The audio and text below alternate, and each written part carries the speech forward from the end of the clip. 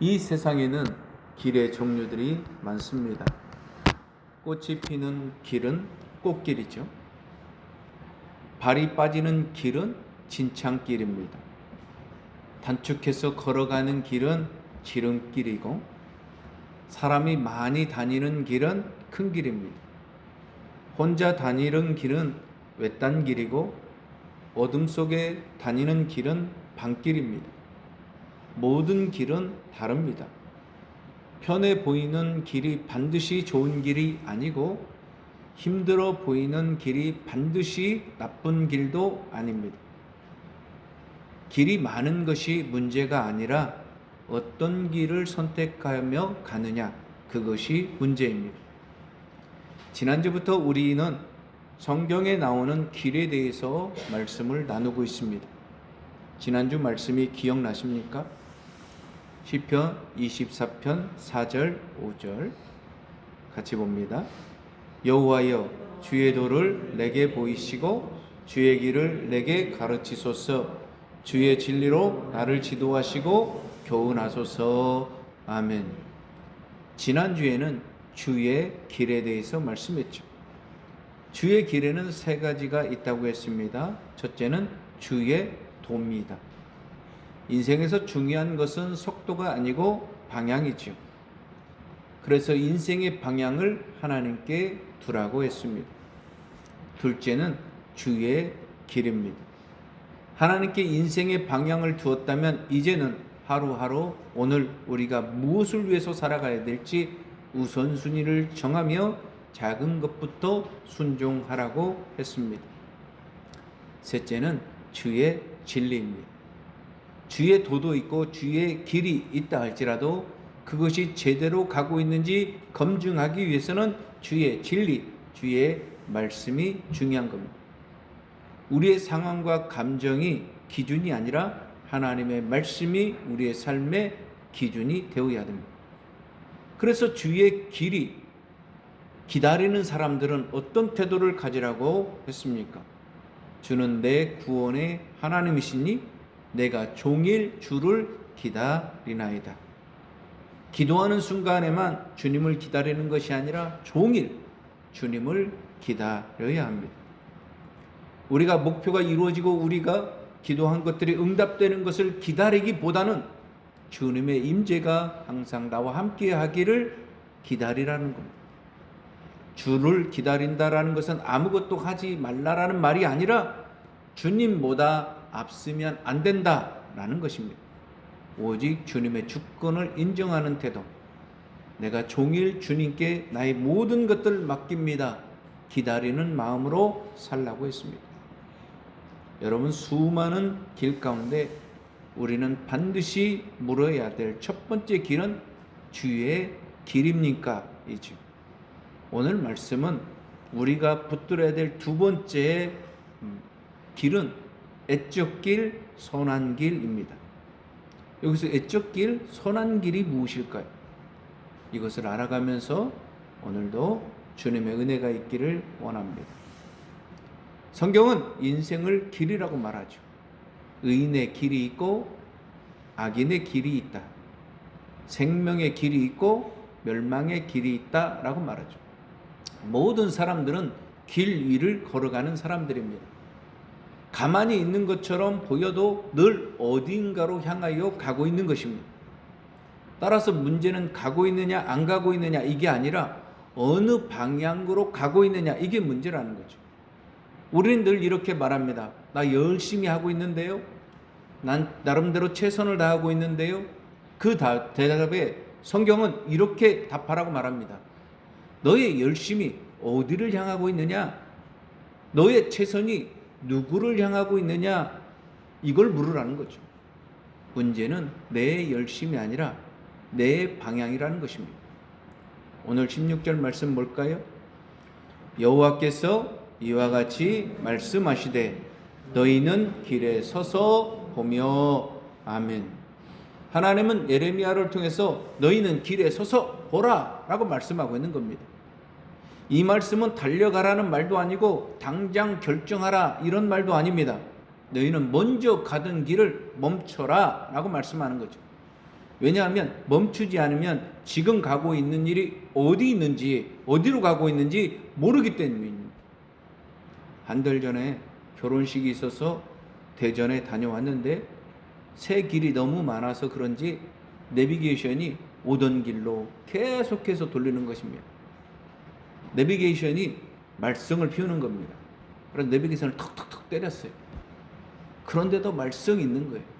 그때는 이제 어떻게 해야 됩니까? 가던 길을 멈추는 거죠. 그리고 방향을 보는 거죠. 지금 여기가 어디지? 어느 방향으로 가고 있지? 아, 내가 지금 잘못 가고 있구나 라는 것을 알고 돌이켜서 제대로 왔습니다. 성경에서 말하는 길은 단순한 도로가 아닙니다. 삶의 방식, 가치관, 인생의 방향, 하나님을 대하는 태도를 말하는 것입니다. 하나님은 너희가 어디 있느냐 이렇게 말씀하지 않고 너 지금 어디를 향하여 가고 있느냐 이렇게 말씀하는 겁니다. 오늘 말씀의 배경은 유대 백성들은 종교 생활을 하고 있었습니다. 제사도 드렸고 절기도 지켰습니다. 그러나 그들의 길은 이미 하나님께 멀어져 있었던 것입니다. 겉으로는 예배를 드리고 있는 거예요. 그런데 실제로는 세속화의 삶을 살고 있었던 것입니다. 하나님은 그런 유대 백성들을 향해서 꾸짖기 전에 이렇게 먼저 말씀하는 겁니다. 너희는 길에 서서 보라. 이 말은 달리 말하면 너희가 가던 길 이제 멈춰라. 제대로 가고 있는지 확인해라. 이렇게 말씀하고 있는 겁니다. 지난주에는 개인적으로 속상한 일이 많았습니다. 우리 교회 올란도 차량이 엔진이 끝장이 나버린 거죠. 파열이 되어서 엔진을 갈으라고 하면 수백만 원이 드는 거예요. 그래서 폐차를 시켰어요. 가슴이 아팠는데 설상가상으로 자동차 과태료까지 날라왔어요. 뭔가 보니까 이 앞에, 이 다루 앞에 신호등 유턴을 했다고 해서 파파라치가 찍어가지고 과태료가 날라온 겁니다. 아니 지금 속상해 죽겠는데 억울한 마음도 드는 거예요. 아니 어떻게 여기 앞에서 유턴을 찍었다고 그거 가지고 과태료를 보느냐. 아니 어떤 파파라치가 아니 여기 상황에서 유턴이 안 되면 우리는 어떻게 가라고.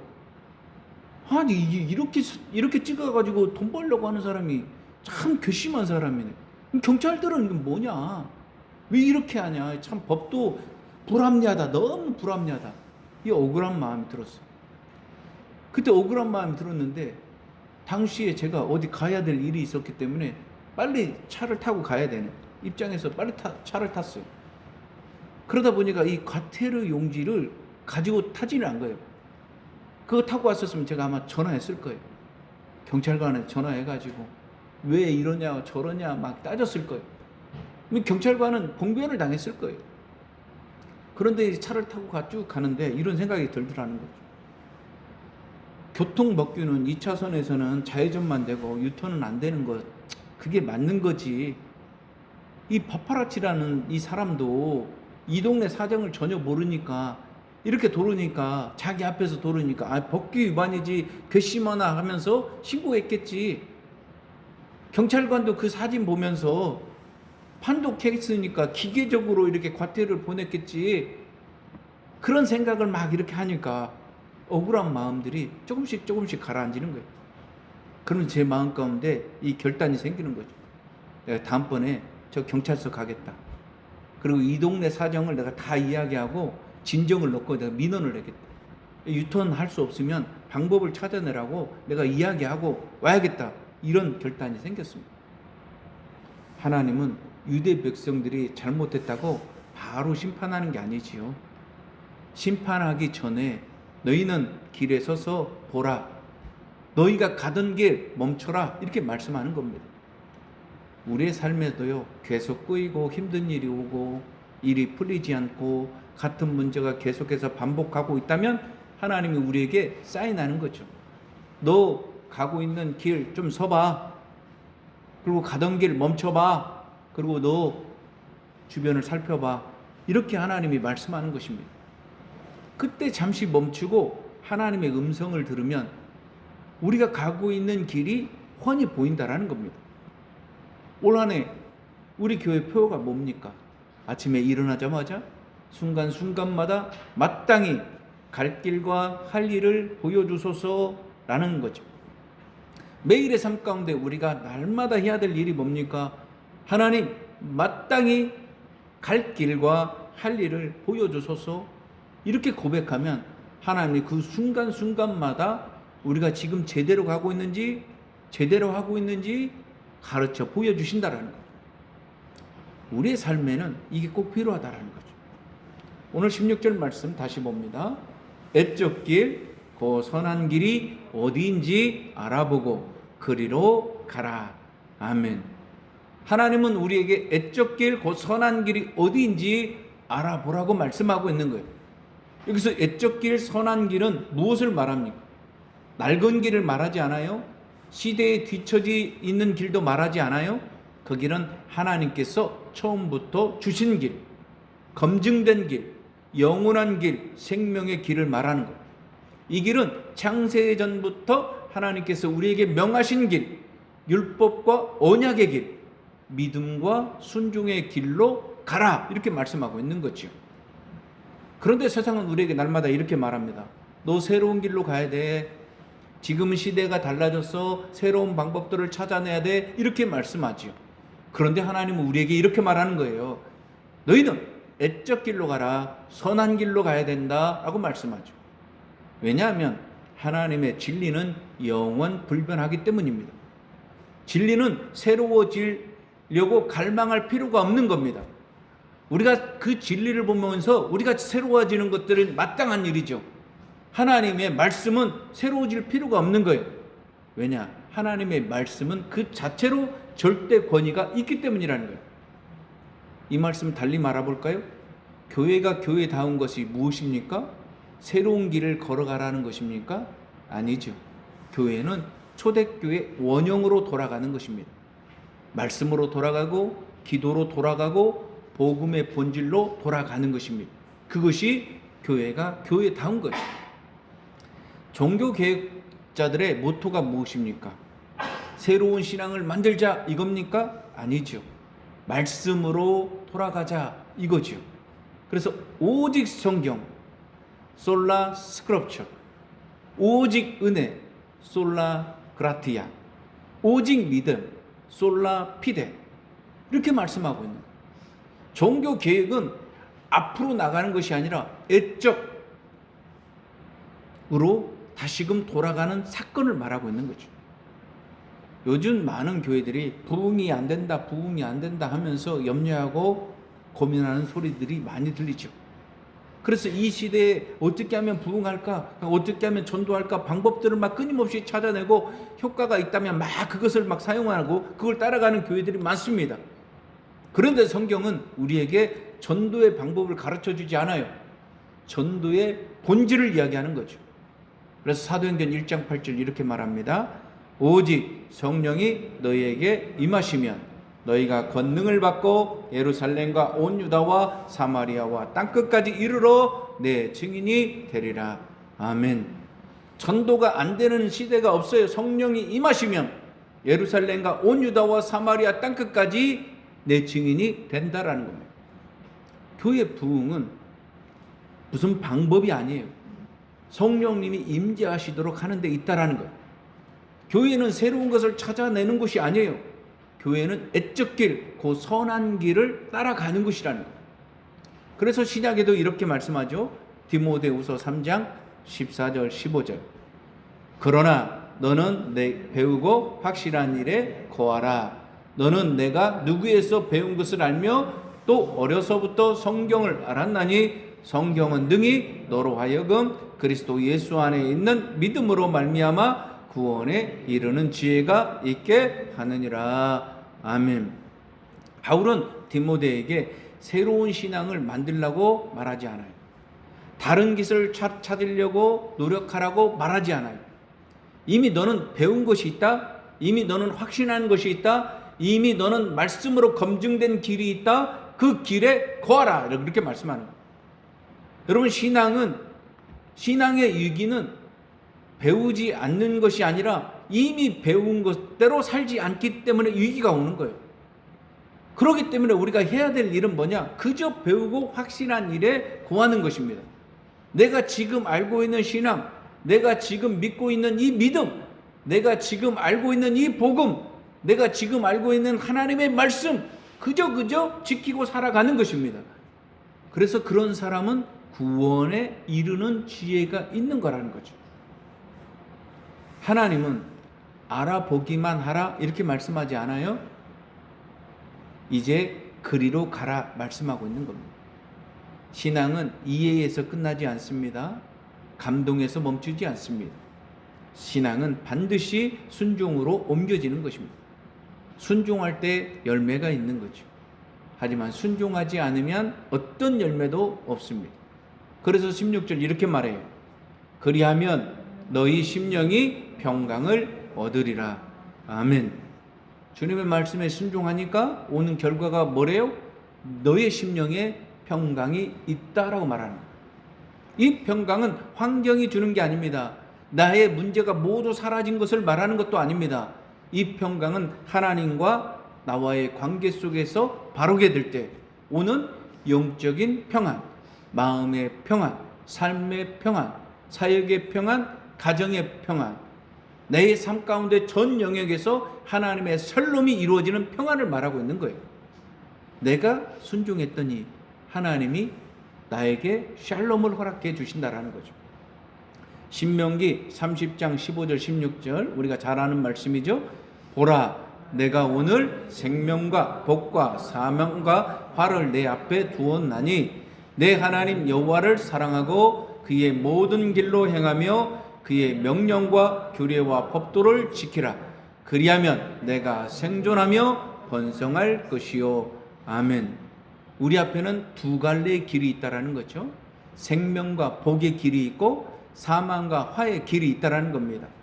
생명과 복의 길은 순종의 결과이고 사망과 화의 길은 불순종의 결과라는 겁니다.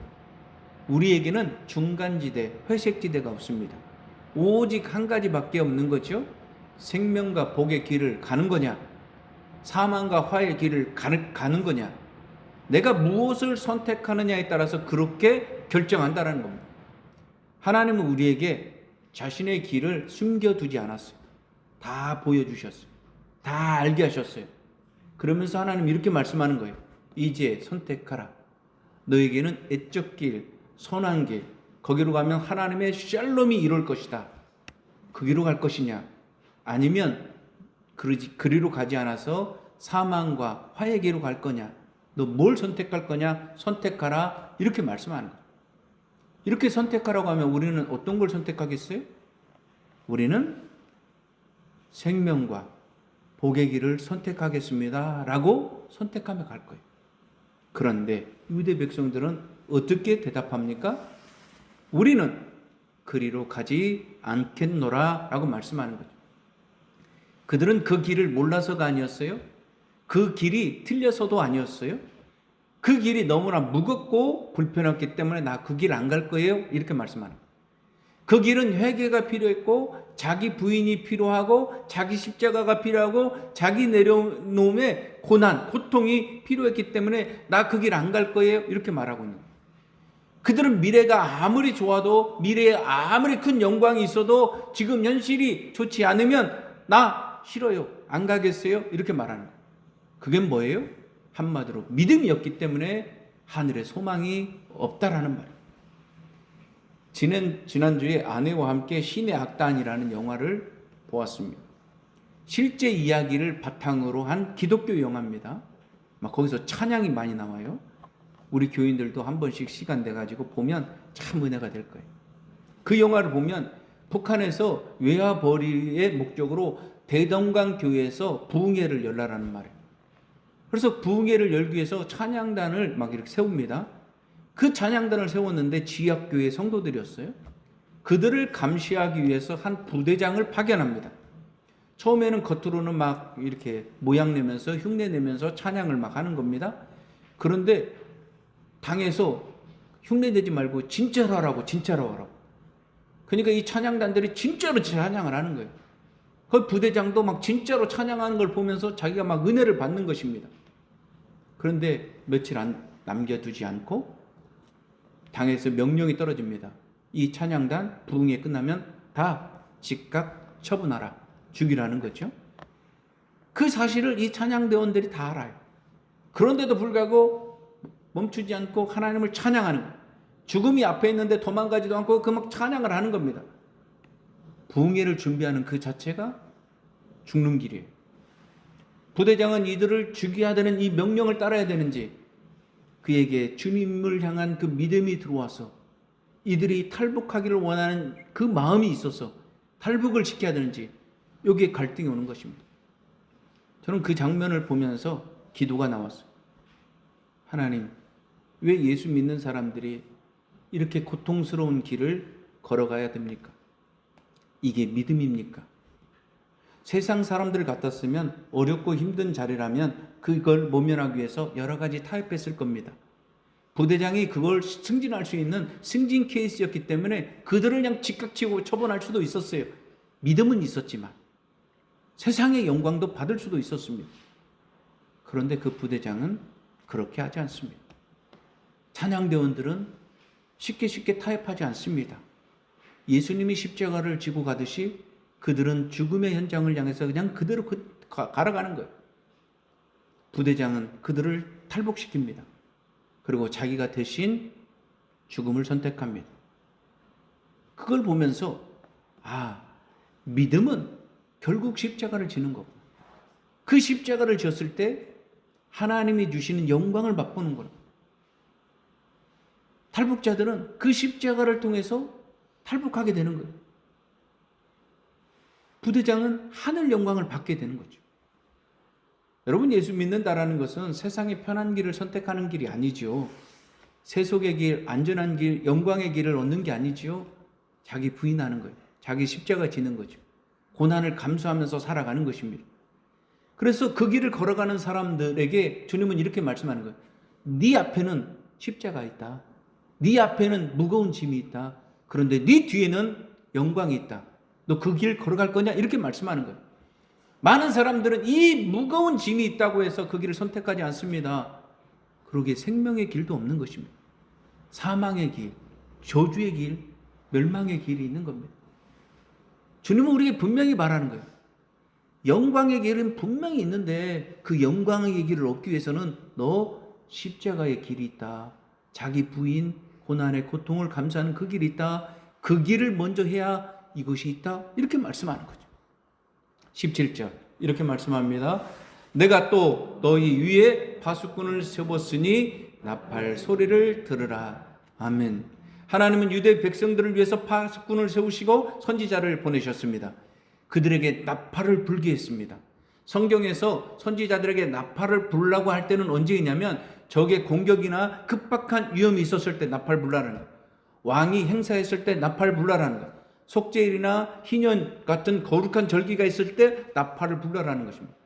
특별히 파수꾼이 부는 나팔은 영적 위기를 알리는 소리였다는 거예요. 죄악으로 인해서 하나님의 심판이 있다 경고하고 있는 나팔 소리입니다. 그 나팔 소리를 들으면 모든 사람들이 나팔의 개념이 뭔 줄 알면 즉시 회개하고 돌아오는 거예요. 너 돌아와야 돼. 하나님이 이렇게 나팔 소리를 불었다 이렇게 말씀하고 있는 거죠. 그런데 유대 백성들은 뭐라고 말해요? 이 나팔 소리에 우리는 듣지 않겠노라 라고 말하는 거예요. 그들은 귀의 문제가 아닙니다. 의지의 문제라는 거죠. 말씀이 들리지 않아서가 아닙니다. 말씀을 듣기 싫어서 거절한 것입니다. 그들은 하나님의 말씀을 정면으로 대적한 것입니다. 오늘날 많은 사람들이 그렇습니다.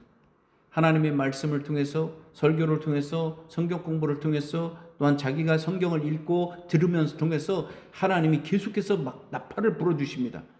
그런데 그 나팔 소리를 듣고도 고의적으로 듣지 않으려고 하는 사람들이 있습니다. 왜 그럴까요? 그들의 마음은 이미 완고해졌기 때문입니다. 그들은 이미 영적으로 무감각했기 때문에 그렇습니다.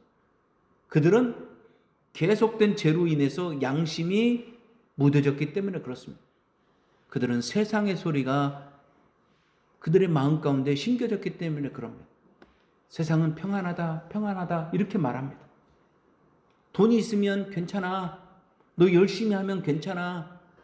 너 노력하면 괜찮아. 너 건강하면 괜찮아.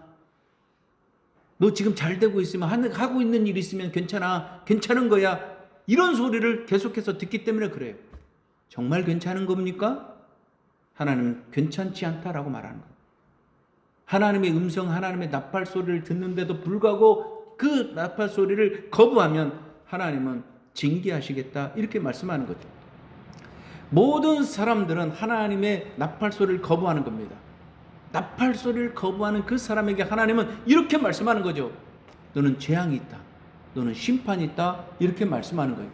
그 심판도 너만 당하는 게 아니라 세상에 있는 모든 사람이 네가 당하는 심판을 보면서 하나님의 심판이다, 하나님의 재앙이다, 이거 다 알고 그들이 교훈받을 것이다, 이렇게 말씀하는 거예요.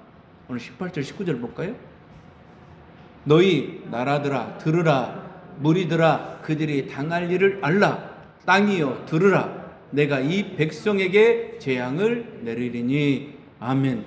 하나님은 말씀을 듣지 않고 따르지 않겠다고 하는 유대 백성들을 가만두지 않고 재앙으로 징계하겠다고 말씀하는 거죠.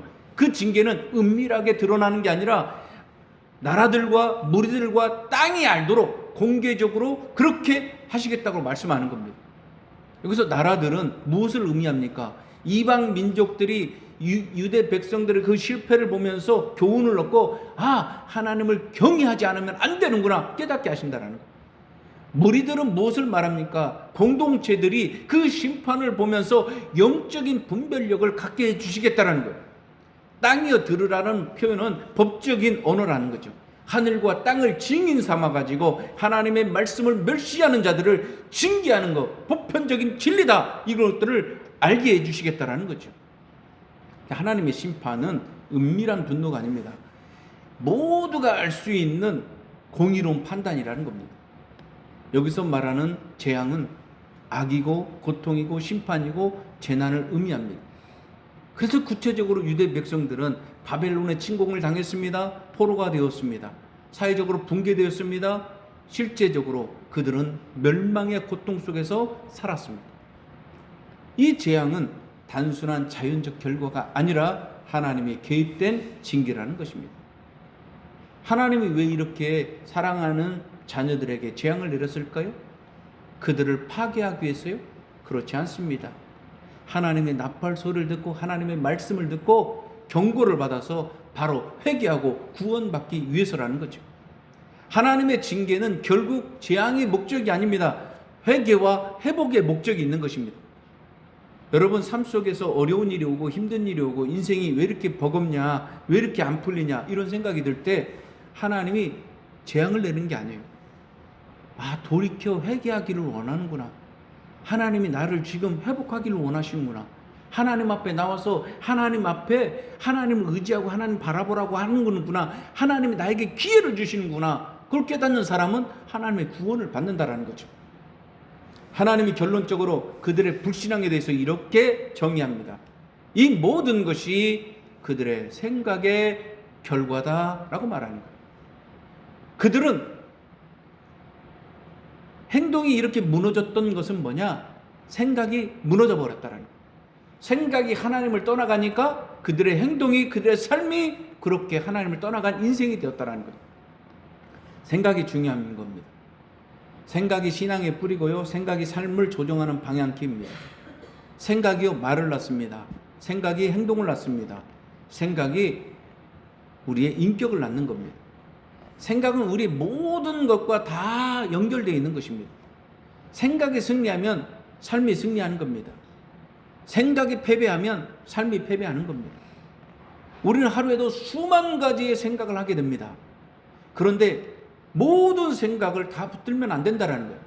근심, 걱정, 염려가 오는데, 불안, 초조, 두려움이 오는데, 시기, 질투, 미움이 오는데, 원망, 불평, 이런 것들이 오는데 그것을 품으면 안 된다는 거예요. 나를 살리고 나에게 도전을 주고 나를 세워주고 나를 축복하고 나를 잘되게 하고 나를 형통하게 만들고 나를 옳은 길로 인도하는 그 생각만 품으라는 거예요. 내 생각이 하나님의 생각이 되면 내 순종이 자연스럽다는 거예요. 내 생각이 나중심이니까 불순종이 자연스러운 거예요. 순종도 불순종도 이 생각 때문에 결정되는 것입니다. 그래서 마태복음 13장에 씨 뿌리는 비유가 나오죠. 그 비유에서 씨는 뭡니까? 하나님의 말씀이죠. 이 씨는 절대로 변하지 않습니다. 이 씨는 땅에 떨어지기만 하면 생명이 나타나는 생명입니다. 말씀은 언제나 동일해요. 말씀은 언제나 생명이 있습니다. 말씀이 땅에 떨어지면 그 말씀은 열매를 맺습니다. 그것은 당연한 진리예요. 그런데 중요한 게 뭐냐? 이 씨가 아무데나 떨어진다고 해서 열매를 맺느냐? 그렇지 않다라는 거예요. 좋은 땅에 심겨질 때만 30배, 60배, 100배 열매를 맺는다라는 거예요. 좋은 땅이 뭡니까? 좋은 마음이죠. 좋은 생각을 말하는 거예요. 그 생각이 길가와 같으면 말씀이 금방 뺏겨버린다는 거예요. 그 생각이 돌밭과 같으면 말씀이 뿌리를 내리지 못한다는 거예요. 그 생각이 가시덤불 같으면 말씀이 자라지 못한다는 거예요. 내 생각이 좋은 땅이 되면 그 사람은 30배, 60배, 100배 열매를 맺는다라는 거죠. 생각이 중요한 겁니다. 생각이 곧 내 마음이에요. 생각이 곧 내 언어예요. 생각이 곧 내 믿음이에요. 생각이 곧 내 꿈입니다. 생각이 곧 내 행동이에요. 생각이 곧 내 인격이라는 거예요. 그런데 유대 백성들은 생각이 잘못됐다는 거예요. 그들은 그리 가지 않겠습니다. 그 소리 듣지 않겠습니다. 라고 했다는 거예요. 그들의 생각이 고장나니까 하나님의 말씀 듣지 않겠습니다. 하나님의 율법을 거절하겠습니다. 하나님의 재앙을 받도 우리는 절대로 거기에 가지 않겠습니다. 라고 말하고 있는 거예요. 여러분, 믿음은 생각을 고치는 거예요. 내 안에 은혜가 오면 생각이 달라지는 거예요. 내 안에 하나님의 말씀이 오면 그 사람은 생각이 고쳐지는 거예요. 아, 옛적 길, 선한 길만이 나를 살리는구나 생각이 바꿔지는 거예요. 옛적 길, 선한 길만이 나에게 평강을 주는 거나 생각이 바꿔지는 거예요. 나는 그 길을 따라가겠다. 나는 무엇보다도 난 그 길을 향해 가겠다. 그렇게 생각이 오면 그냥 저절로 발걸음이 가는 거예요. 몸이 가는 거예요. 그래서 삶이 움직이는 거예요. 그의 삶 가운데 주님이 함께 해주시는 은혜가 있게 되는 거예요. 오늘 말씀을 정리합니다. 길에 서서 보라. 옛적 길, 선한 길이 어디인지 알아보라. 그리고 그리로 가라. 하나님은 우리가 가던 길을 멈추고 보게 하시고 알게 하시고 그리고 난 다음에 선택하라는 겁니다. 문제는 길이 안 보이는 게 아닙니다. 길을 몰라서가 아닙니다. 알면서도 가지 않으려는 마음, 듣지 않으려는 마음, 그 생각 때문인 겁니다. 생각 때문에 실패하고 생각 때문에 재앙을 받는 겁니다. 하나님은 우리에게 이렇게 말하는 거죠. 또 어느 길 가겠냐? 너는 어떤 생각하고 가겠냐? 옛적 길, 선한 길, 그거 생각하면서 나는 편한 길, 나는 세상에 타협하면서 내가 원하는 길, 그 길이 가는 것이 아니라 주님의 길, 손에 모든 일이 있더라도 불편한 길이 있더라도 십자가의 길을 먼저 걷겠습니다. 그래서 생명과 축복을 내가 받으며 심령의 평강을 누리며 나 그렇게 살겠습니다. 이렇게 결단하면서 우리가 살아가는 모두가 되기 바랍니다. 오늘도 찬양합니다. 주가 보이신 생명의 길을 걸어가며 내가 그렇게 살겠습니다. 결단합니다.